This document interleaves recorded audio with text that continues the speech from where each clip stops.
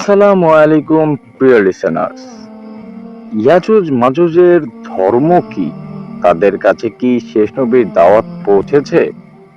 পূর্বেই বলা হয়েছে যে তারা হচ্ছে আদম সন্তানেরই এক সম্প্রদায়।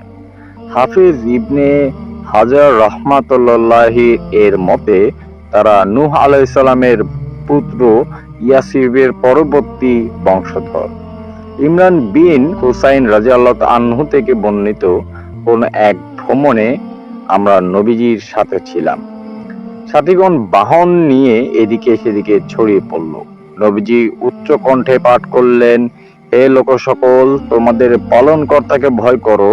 নিশ্চয়ই কিয়ামতের প্রকম্পন একটি ভয়ঙ্কর ব্যাপার।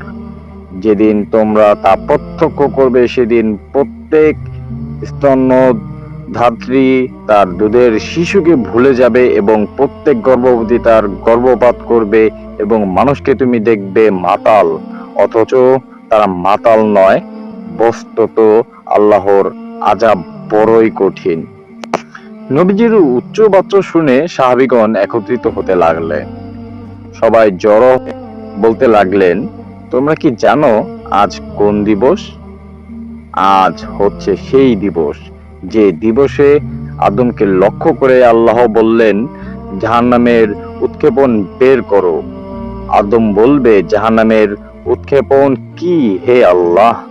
আল্লাহ বলবেন, প্রতি 1999 জন জাহান্নামে আর একজন শুধু জান্নাতে।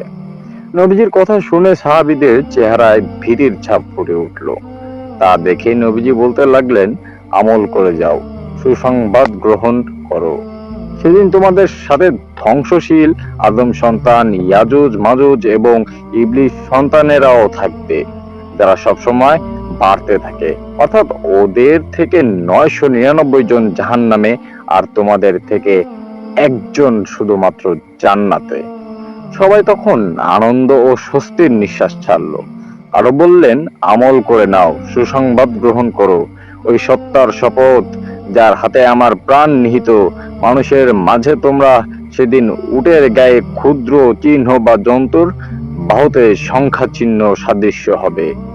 অর্থাৎ হাসরের ময়দানে ইয়াজুজ মাজুজ, পূর্ববর্তী ধ্বংসপ্রাপ্ত জাতি এবং ইবলিস বংশধরের উপস্থিতিতে তোমাদের মুষ্টিমেয় মনে হবে। ঠিক উটের গলায় ক্ষুদ্র চিহ্ন আঁকলে যেমন ক্ষুদ্র দেখা যায়, হাসরের ময়দানেও তোমাদের ঠিক তেমনই দেখাবে।